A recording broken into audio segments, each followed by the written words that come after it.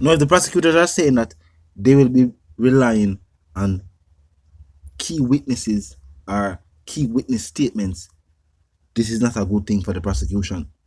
Now, the article reads, man regrets becoming state witness.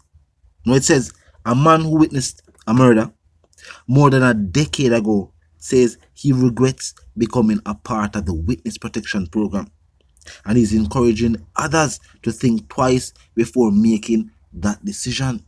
This not seem good for the Jamaican judicial system.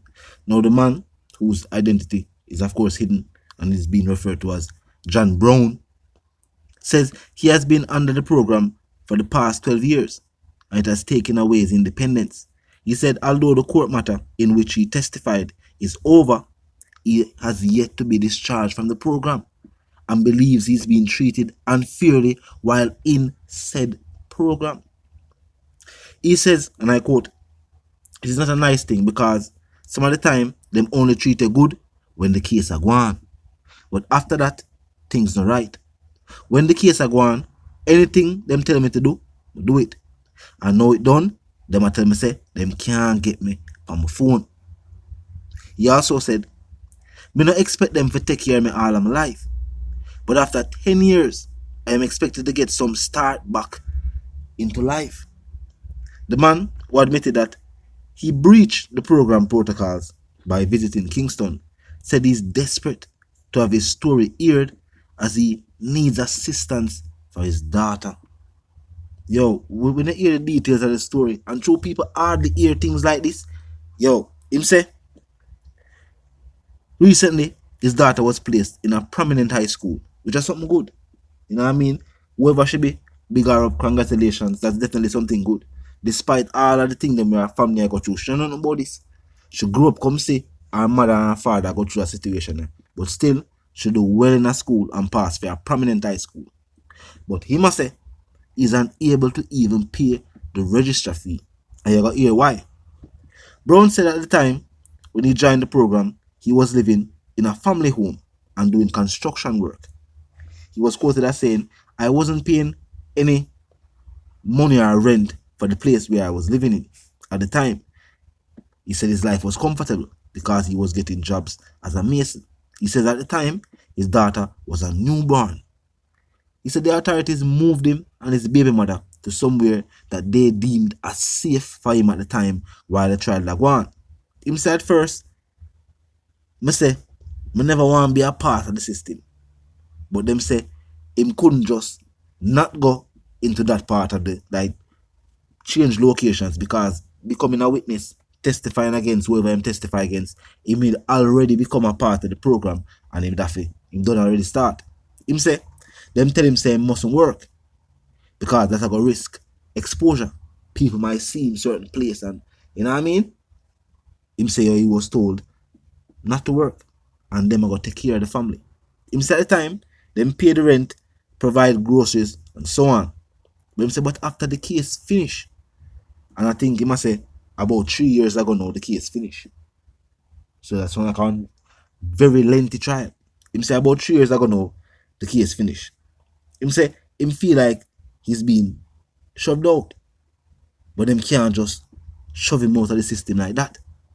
He said he still receives a stipend for food and other necessities, but he may be homeless. Very soon he was quoted as saying, him say, it's like them want to stop pay the rent. And when them pay it, it come late. So the landlord give him and him family notice. Them want to take care of, and him said them don't want to take care of him daughter back to school supplies. So because of that, him can't pay the registration fee or collect our package. And he must remember, at them say, him not for work. Now tell me what you think so far. And it still go farther than that.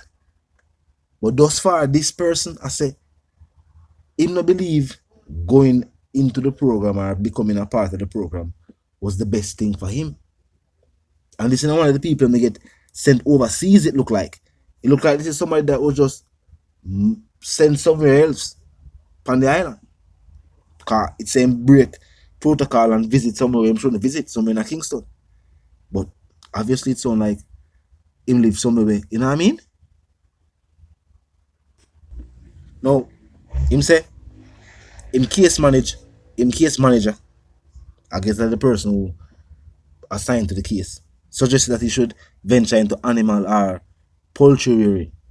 But Brown said that that is impossible, seeing that he resides on a rented property. He was quoted as saying, "May I ask if me can get a little ride so me can go run some taxi?"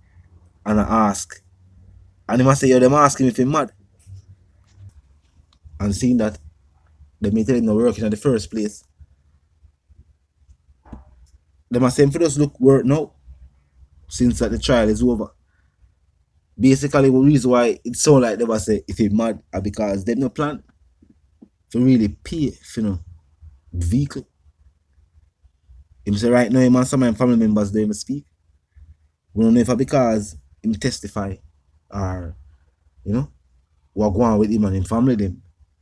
But he must say basically to how him see it, the program will care about individuals while a case that take place. Which are the same thing where people overseas say. In some scenarios, people have been sent overseas. We say the same thing where the jury foreman that was one of the jurors on the Vybz Kartel trial, she was sent overseas. She was also sent overseas. And she had complained. She said when she did a yard, she was a wealthy businesswoman. And them send her overseas and she'd have left her business and all them something there. And see it over the same jury situation, the murder conviction quash. So them uproot her life for nothing. Some would say. And she'd have left her business and the whole of what she'd do. If you can live overseas where she have to probably work. Probably have to pay for which part she live. She probably own her own home. She'd have her own business. More likely she owned her own home. This man I said while he never own him own, he may live with family and everything is alright. Must after being a part of the program, which is something he never did want to do, he must have them tell him say he must go do it. He must say no, it's almost like through the case done them want done with them and I say, alright, go back out, go reintegrate back with society. But he must say for too long, them have him live in a particular way. It kind of change, you know. Some people have mixed views on it. Normally, when you see scenarios like this presented to the public, people normally have mixed views. But tell me what you think. And with attorneys and the prosecution who are seeking a retrial of the Vybz Kartel matter, so them plan to rely on witnesses or former witnesses. I wonder if them speak with some of these former witnesses and hear what them actually think. If they might even go. Because based on this individual, him sound frustrated. Him sound fed up. It sound like him a question him decision to even be a part of the program. Not the decision to testify. It sound like he would already make up his mind to testify and just stay away him there. And just know that he must stay away him there. But we never planned for to move from him, live and change on him whole life, and he probably never think about it that way. But talk to me in the comment section, tell me you think. If you're new to the channel, so pass through, click the subscribe icon and then the bell icon, and of course put it on all. And this is how you know you'll be notified of all fresh content as soon as fresh content is uploaded and made available for you right here upon the platform. The like icon is also in close proximity to the share icon. Drop a like and boost a share, and tell a friend, tell them sister, and then brother them to check out the channel, check out the reason, and also join the discussion. And until the reason again, my sentiments for you and yours, if you want to live, love and prosper, if you want to stay tuned.